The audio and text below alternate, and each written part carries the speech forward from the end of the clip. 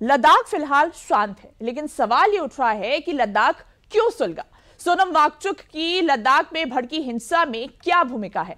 क्यों युवाओं का एक प्रदर्शन हिंसक हो गया? इन सभी सवालों के जवाब आज तलाशने की कोशिश करेंगे। आप तस्वीरों में देख सकते हैं कि किस तरह लद्दाख में हिंसा भड़की थी।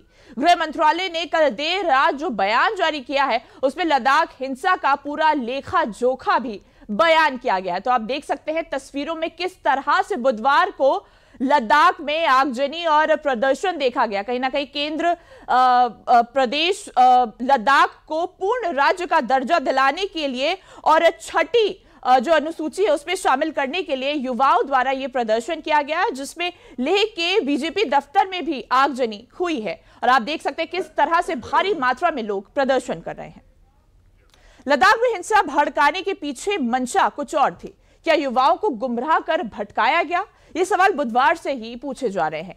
अब इस पर गृह मंत्रालय ने देर रात एक बयान जारी किया है। केंद्र सरकार के मुताबिक जिन मांगों को लेकर सोनम वांगचुक ने भूख हड़ताल शुरू की है, उस पर केंद्र सरकार पहले से ही संवाद कर रही थी। 10 सितंबर को सोनम वांगचुक ने हड़ताल किया था, लेकिन उससे पहले से ही सरकार इस पर विचार विमर्श कर रही थी। सरकार ने लद्दाख में जो मांगे हैं लोगों की, वो पहले से ही सुनना शुरू कर दिया था। परिषद में महिलाओं को 1/3 जगह भी मिली थी। भोटी और पुर्गी भाषाओं को आधिकारिक मान्यता भी दी गई है। 1800 पदों पर भर्ती भी शुरू हो गई। तो देखिए, लद्दाख हिंसा से पहले ही केंद्र सरकार ने इन सारे मामलों पर विचार विमर्श करना शुरू कर दिया था।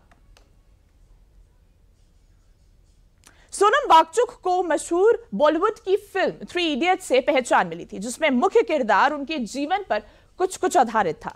अब यही सोनम वांगचुक लद्दाख हिंसा के केंद्र में है और सवालों के घेरे में भी है। गृह मंत्रालय ने अपने बयान में सोनम वांगचुक के बारे में बताया है। सोनम वांगचुक ने अरब स्प्रिंग और नेपाल की जेनजी आंदोलन में भाग लिया था। 24 सितंबर को लेह में हिंसा भड़की थी और राजनीतिक दल सीसी ने भी इसमें भाग लिया था। हिंसक भीड़ ने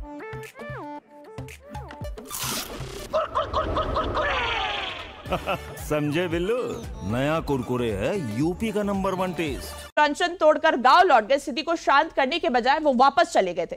लद्दाख में शाम 4 बजे तक हालात को आखिरकार नियंत्रण में लाया गया। तो देखिए, सोनम वांगचुक को ही इस हिंसा का मुख्य कारण, मुख्य मास्टरमाइंड माना जा रहा है। कहीं ना कहीं जेनजी को भड़काने की वजह और जो व्यक्ति है वो सोनम वांगचुक ही है।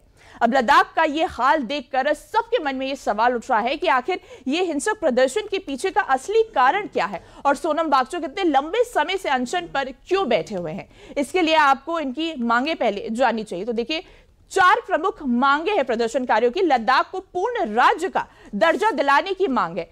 6वीं अनुसूची के तहत संवैधानिक सुरक्षा भी देने की मांग उठ रही है। इसी के साथ कारगिल और लेह अलग लोकसभा सीट बनाने की मांग भी प्रदर्शनकारियों द्वारा और लद्दाख में जो लोग हैं उनके द्वारा ये उठाई जा रही है। सरकारी नौकरी में स्थानीय लोगों की भर्ती की मांग भी है। तो ये देखिए, ये वो 4 बड़ी मांग है जिसको लेकर बुधवार को लद्दाख में हिंसा भड़की थी और भारी मात्रा में लोगों ने प्रदर्शन किया था।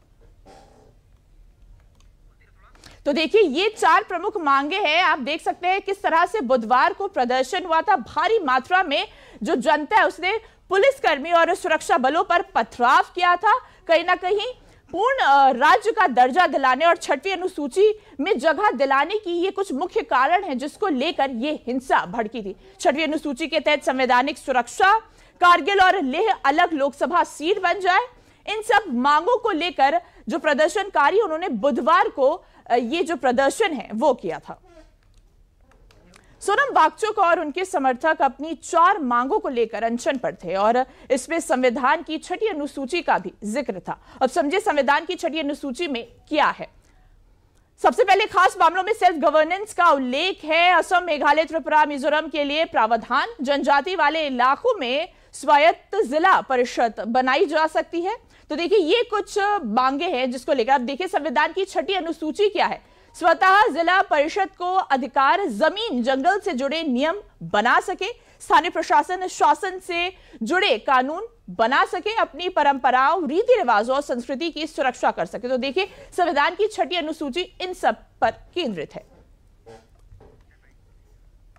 संविधान की 6वीं अनुसूची को सोनम वांगचुक क्यों लद्दाख में लागू करना चाहते हैं? इसके पीछे का तर्क है कि लद्दाख में अनुसूचित जनजाति की जनसंख्या करीब 97% है।